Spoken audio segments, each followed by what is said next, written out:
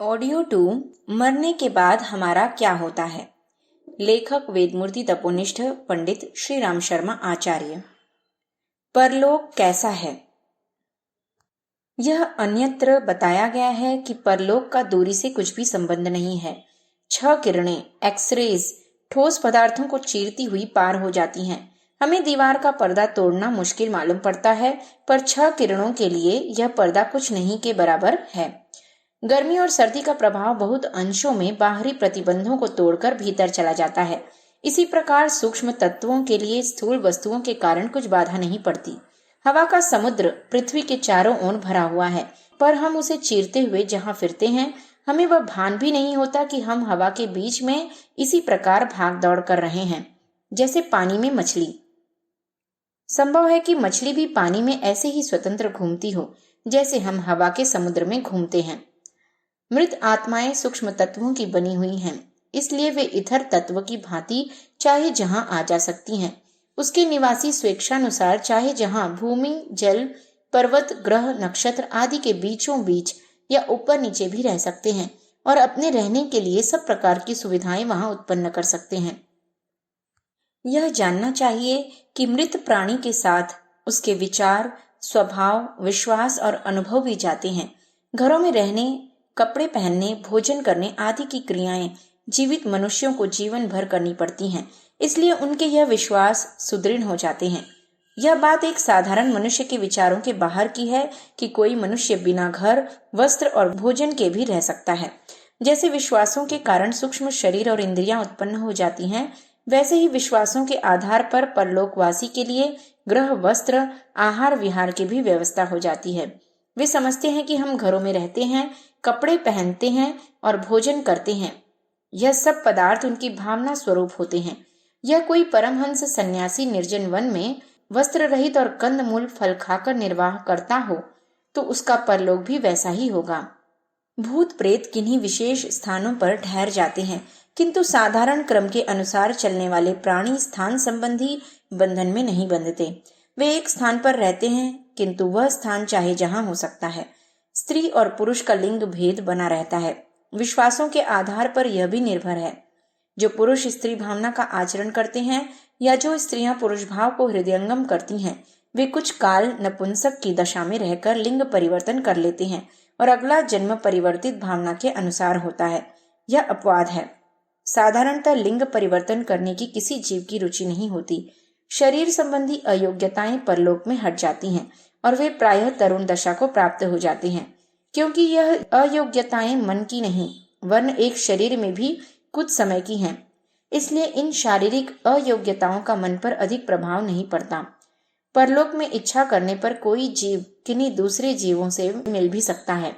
इच्छा होने पर ही वे दूसरे परलोकवासी दिखाई देते हैं और उनसे विचार परिवर्तन करना संभव होता है। यह मिलन दो चेतनाओं का मिलन होता है।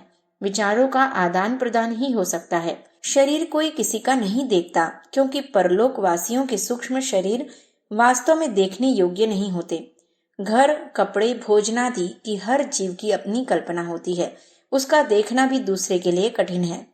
स्वर्ग नरक के दुख सुख का दूसरा परिचय पाते हैं, पर यह नहीं देख सकते कि वह कुंभी पाक नरक में पड़ा हुआ है या रौरव में। स्वर्गवासी आत्माओं के शरीर में एक प्रकार का तेज होता है जिससे उनके सुखी होने का परिचय मिलता है, पर यह जानना कठिन है कि वह जन्नत में है या सुरपुरी में, क्योंकि यह सब भी अपनी अपनी स्वतंत्र कल्पनाएं हैं। दृश्य वस्तु इनमें से कुछ भी नहीं। मृतात्माएं एक दूसरे से कह सुन सकती हैं, पर उनके लिए यह कठिन है कि दुख सुख में भी हिस्सा बांट सकें। कुछ आत्माएं अपने पूर्व परिचितों मृतकों के साथ रहना पसंद करती हैं और उनका एक समुदाय बन जाता है। ऐसे समुदाय नीचे लोक में ही होते हैं। उच्च लोकवासी जन्म जन्मांतरों में आकर्षित प्राणियों के साथ अपने संपर्कों का ध्यान करते हुए इन भ्रम बंधनों की व्यर्थता को समझ जाते हैं और मोह जाल से दूर रहते हुए आत्मोन्नति का एकांत प्रयत्न करते हैं। आत्माएं किसी बाड़े में या किसी अन्य शासन के अधिकार में नहीं रहती। जीवों पर उनकी अंतरात्माओं का ही शासन होता है। श्राद्ध करने या स्मारक बनाने का पुण्य फल उनके करने वालों को ही प्राप्त होता है। यह दान पुण्य परलोकवासी की कुछ विशेष सहायता नहीं कर सकता, क्योंकि इन उदार कार्यों के करने में अपना कुछ हाथ थोड़े ही है। यह निश्चय है कि पुण्यफल का अदला बदला नहीं हो सकता।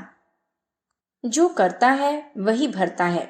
फिर भी परलोकवासी जब यह देखता है कि मेरे पूर्व संबंधी मेरे प्रति कृतज्ञता और उपकार के भाव प्रदर्शित कर रहे हैं, तो उसे संतोष होता है, और कभी उनके वश की बात हो एवं अवसर पाए तो उस उपकार भाव का किसी अदृश्य प्रकार से बदला चुकाते हैं। अपने प्रियजनों की सहायता के लिए जो कर सकते हैं करते हैं। संबंधियों के रोने पीटने या शोक प्रदर्शन करने से मृतक को दुख होता है और उनकी शांति में बाधा पड़ती है। इसलिए उचित यह है कि मृतक के साथ मोह बंधन शीघ्र तोड़ लिए जाएं और केवल शांति की उच्च कामना की जाए। स्वर्ग नरक। ईश्वर बड़ा दयालु है। उसने प्राणियों को भरपूर स्वतंत्रता दी है कि वे इच्छा पूर्वक कार्य करते हुए सत चित आनंद की प्राप्ति करें। जो लोग गलती करते हैं उनसे परमात्मा क्रुद्ध नहीं होता और न किसी द्वेष भाव से दंड देता है, वरन उसने ऐसी व्यवस्था कर रखी है कि जीव अपनी त्रुटियों से अनुभव प्राप्त करें और आगे के कार्य के लिए अधिक योग्यता प्राप्त करें। स्वर्ग नरक की रचना इसी दृष्टिकोण से की गई है। न्यायमूर्ति जज किसी को जेल खाने में बुरी नीयत से नहीं भेजते। उनकी हार्दिक इच्छा यह होती है कि वह आदमी त्रुटियों का परिणाम अनुभव करें और इससे शिक्षा ग्रहण करके भावी जीवन को उत्तमता से बिताने का प्रयत्न करें। मृत्यु के उपरांत जीव को स्वर्ग या नरक प्राप्त होता है। इस बात को संसार के समस्त धर्म एक स्वर से स्वीकार करते हैं। इसमें कोई संदेह की बात नहीं है। निश्चय ही हमें मृत्यु और पुनर्जन्म के बीच में स्वर्ग नरक का अनुभव प्राप्त करना पड़ता है। परमात्मा की इच्छा है कि इस व्यवस्था द्वारा पूर्व त्रुटियों का संशोधन हो जाए और भावी जीवन का मार्ग निरापद बन जाए। 3 वर्ष या जितना समय जीव को परलोक में ठहरने के लिए अदृश्य चेतना आवश्यक समझती है, उसका पहला 1/3 भाग निद्रा में व्यतीत होता है, क्योंकि पूर्व जन्म के परिश्रम की उस काल में इतनी थकान होती है कि प्राणी इस समय अचेतन सा हो जाता है। इस समय वह दंड शिक्षा का कुछ अनुभव उसी प्रकार नहीं कर सकता जैसे कि क्लोरोफॉर्म सुंघाकर बेहोश किया हुआ रोगी अपने शरीर की चीरफाड़ का अनुभव नहीं करता। प्रारंभिक 1/3 भाग बीत जाने पर जीव स्वस्थ होकर जागृत होता है और पीछे के कार्यक्रम पर ध्यान देता है। तीसरी तिहाई में वह अपने पिछले जीवन पर ध्यान देता है। सारे बुरे भले कर्मों के परत उसकी चेतना के साथ बड़ी मजबूती के साथ चिपके हुए होते हैं। यह परत एक एक करके खुलते हैं। तब तक उनके कर्मों के बीज पक चुके होते हैं और वे फल के रूप में उपस्थित होते हैं। इस समय वे केवल स्मरण मात्र ही नहीं होते, वरन अपना एक फल साथ लाते हैं। जीवन में हम जो कुछ बुरे भले काम करते हैं, साधारण तौर से कुछ दिन बाद उन्हें भूल जाते हैं, किंतु साक्षी रूप आत्मा जो अंतःकरण में बैठा हुआ है उन सब बातों को नोट करता है। मान लीजिए आपने चोरी की। चोरी करते समय अंतरात्मा धिक्कारती है, पर हम उसे नहीं सुनते और चोरी कर डालते हैं। किसी ने उस चोरी को देख नहीं पाया, तदनुसार प्रत्यक्ष रूप से कुछ दंड न मिला। आत्मा के क्षेत्र में वह काम बीज रूप से उसी प्रकार बो जाते हैं जैसे खेत में गेहूं। कुछ समय बाद बाहर का मस्तिष्क उस चोरी को भूल जाता है, पर आत्मा नहीं भूलती। उसके खेत में वह बीज बराबर बढ़ता रहता है। खजूर की गुठली जब बोई गई थी तो उसका रूप दूसरा था, किंतु उसका परिवर्तित रूप खजूर का वृक्ष दूसरी तरह का होता है। पाप का स्वरूप दूसरा होता है, किंतु उसका परिवर्तित रूप दुख होते हैं। नरकों का वर्णन अनेक प्रकार से होता है। विभिन्न धर्मावलंबी उनकी रूपरेखा में कुछ फर्क बताते हैं। कुंभी पाक, वैतरणी, रौरव, दोजख, हेल आदि के वर्णन कुछ अलग हैं। ये विभिन्नताएं अधूरी हैं, फिर भी सत्य हैं। हमारा मत है कि हर प्राणी के लिए अलग प्रकार का नरक होना संभव है। इस तरह जितने प्राण हो चुके उतने नरक हुए होंगे और आगे जितने होने वाले हैं उतने नए होंगे। कारण यह है कि हर व्यक्ति का दृष्टिकोण अलग होता है। एक पंडित जी को पाखाने में बंद कर दिया जाए तो उन्हें मृत्यु के समान कष्ट होगा, पर एक महतर को दिन भर टट्टी साफ करते रहना कुछ भी नहीं करता। एक मनुष्य को छोटा सा फोड़ा हो जाए तो वह बड़ा दुख का अनुभव करेगा। दूसरे वे भिखारी होते हैं जो अधिक भिक्षा प्राप्त करने के लिए अपने घावों को बढ़ाते हैं। यदि उनका फोड़ा अच्छा हो जाए तो उन्हें दुख होता है।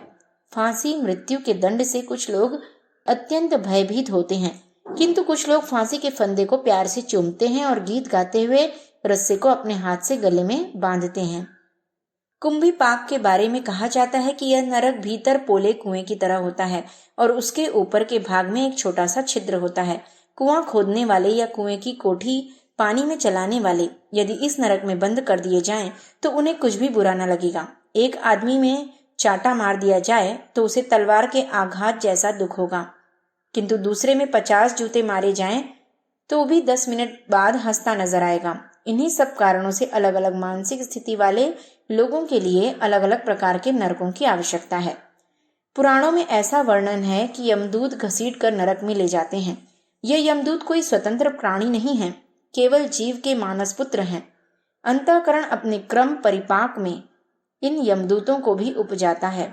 ये दूत केवल उतने ही दिन तक जीते हैं जितने दिन तक प्राणी को नरक में रहने की आवश्यकता होती है।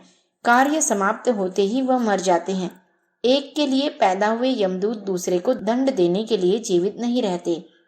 वास्तविक बात यह है कि परलोक में भौतिक जीवन समाप्त हो जाता है और आध्यात्मिक जीवन प्रस्फुटित रहता है।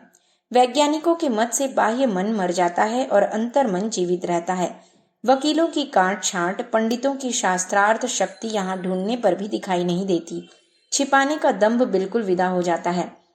जिस अंतरात्मा में पाप बीज बोए थे वह खेत प्रौढ़ रूप से उस प्रकार सचेत हो जाता है जैसे कि जीवित अवस्था में बाह्य मस्तिष्क, मन, बुद्धि, चित्त, अहंकार का चतुष्टय, 10 इंद्रियां, इन सब के सम्मिश्रण से बना हुआ सूक्ष्म शरीर उस समय वैसा ही अचेतन रहता है जैसा कि जीवित अवस्था में गुप्त मस्तिष्क। हम देखते हैं कि एक मैस्मेरिज्म करने वाला बाहरी मस्तिष्क को निद्रित कर देता है और भीतरी मस्तिष्क को यह आज्ञा देता है कि तुम पानी में तैर रहे हो, तो वह व्यक्ति बिल्कुल यही अनुभव करता है कि मैं पानी में तैर रहा हूँ। सचमुच पानी में तैरने और इस छोट मोट के तैरने में रत्ती भर भी फर्क उसे मालूम नहीं होता। यही बात उस नरक की है। उस नरक की उन यमदूतों की कोई अलग सत्ता नहीं होती और न परलोक में कोई अलग न्यायाधीश, जज, मुंशी, पेशकार बैठते हैं। प्रतिदिन अरबों खरबों जीव मरते हैं। इन सब को दंड देने के लिए उनसे दूने चौगने तो यमदूत चाहिए और असंख्य दफ्तर, जेलखाने, नरक आदि। इतने अलग बखेड़ों का स्वतंत्र रूप से होना किसी प्रकार संभव और सत्य दिखाई नहीं पड़ता। बेशक हर व्यक्ति के लिए अलग अलग नरक हो सकते हैं, क्योंकि वह उसके साथ पैदा होते हैं और नष्ट हो जाते हैं। अंतरात्मा में जमे हुए पाप संस्कार प्रकाश के रूप में जब प्रकट होते हैं तो इतनी शक्ति रखते हैं कि सूक्ष्म शरीर को बलात् उसके सम्मुख आना पड़ता है। सर्प के नेत्र तेज से खींचकर पक्षी उसके मुख में चले आते हैं। संभव है कि वे अपने मन में उस समय ऐसा ख्याल करते हों कि हमें कोई स्वतंत्र जीव पकड़े लिए जा रहा है। कर्मफल की भोगनीय शक्ति द्वारा फल पाने के लिए आकर्षित किए जाते समय संभव है सूक्ष्म शरीर ऐसा ख्याल करता हो कि यमदूत मुझे पकड़कर खींचे लिए जा रहे हैं। इन यमदूतों का रंग, रूप, आकार, प्रकार भी अलग हो जाता है। हिंदू के लिए तिलक लगाए हुए, गदा धारण किए हुए राक्षसों की आकृति के हिंदू आते हैं। मुसलमानों के फरिश्ते दाढ़ी रखते हैं और शायद टर्की टोपी भी लगाए हुए होते हैं। अंग्रेजी यमदूत कोट, टोपी, नेकटाई से सुसज्जित होते हैं। यह दूत बातचीत भी हिंदी, अरबी, अंग्रेजी या उस भाषा में करते हैं जिससे कि वह पूर्व जन्म में बोलता है। उनकी आकृतियां भी अलग अलग विश्वासों के कारण अलग अलग होती हैं। एक व्यक्ति बड़े दांतों में दिलचस्पी रखता है, दूसरा बड़ी आंखों में, तो एक का यमदूत बड़े दांतों वाला होगा, दूसरे का बड़ी आंखों वाला। यह यमदूत, जिन्हें संस्कारों का तेज भी कह सकते हैं, सूक्ष्म शरीर उसकी इच्छा के विरुद्ध भी दंड देने के लिए हाजिर करते हैं। दुष्कर्मों का फल है दुख। सूक्ष्म शरीर को वेदना, पीड़ा, कष्ट देने के लिए अंतरात्मा एक स्वतंत्र नरक बना देती है। उनमें गिद्ध, कौवे, खोट खाने वाले, वैतरणी पार करने, उल्टे लटकने, पीटने, आग में जलने के दृश्य उपस्थित होते हों या केवल अपमान करने, खरी खोटी सुनाकर लज्जित करने की व्यवस्था होती हो, यह अलग अलग मानसिक स्थिति के ऊपर निर्भर है। इस नारकीय यंत्रणा का मंतव्य यह है कि जीव दुख अनुभव करे। पाप कर्म और उनके फल, इन दोनों को साथ साथ देखकर वह यह समझ ले कि इसका यह फल होता है। दंड कितने समय तक और कितनी मात्रा में मिलना चाहिए, इसका माप यह है कि जितने से वह अपना सुधार कर ले। जज छोटे अपराधों के लिए छोटी सजा देता है और बड़े अपराधों के लिए बड़ी। कारण यह है कि छोटे अपराध वालों की मनोभूमि पाप में अधिक लिप्त नहीं समझी जाती, इसलिए उसका सुधार शीघ्र और थोड़े दंड से हो जाता है। किंतु गुरुतर अपराध करने वालों की कठोर मनोभूमि में से आदतों को उखाड़ने के लिए अधिक परिश्रम और समय चाहिए। इसी दृष्टि से नरक की यातनाओं की सीमा होती है। दुष्कर्मों के परत एक एक करके उखड़ते जाते हैं और अपना प्रभाव दिखाकर नष्ट हो जाते हैं। सूक्ष्म शरीर में इंद्रियां भी होती हैं और मन भी, इसलिए शारीरिक पापों के लिए शारीरिक दंड और मानसिक पापों के लिए मानसिक वेदना प्राप्त होती है।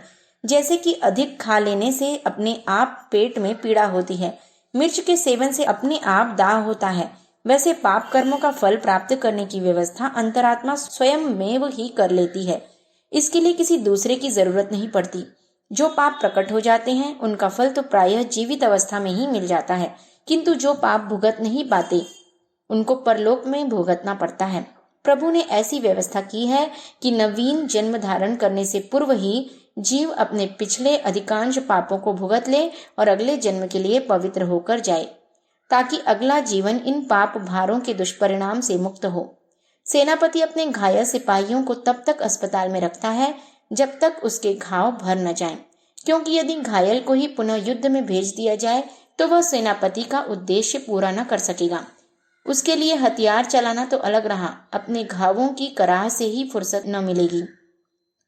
इसलिए कुछ विशेष अवस्थाओं को छोड़कर, जिनका वर्णन पुनर्जन्म अध्याय में होगा, प्रायः सारे पाप परलोक में भुगते जाते हैं और जीव निर्मल बन जाता है। नरक का केवल इतना ही लाभ नहीं है कि पाप क्षीण हो जाए, वरन यह भी उद्देश्य है कि आगे के लिए बुरी आदतें छूट जाएं और गलती के परिणाम का स्मरण रहे। चोरी करते समय चोरों के कंठ सूख जाते हैं, दुराचारियों के पांव कांपने लगते हैं, हत्यारों की धुकधुकी चलने लगती है। यह पूर्व जन्मों में प्राप्त हुए दंडों का सूक्ष्म स्मरण है। पर हाय, लोग उस आंतरिक आवाज को बिल्कुल भुला देते हैं और फिर उसी पाप के पैशाचिक फंदे में फंस जाते हैं।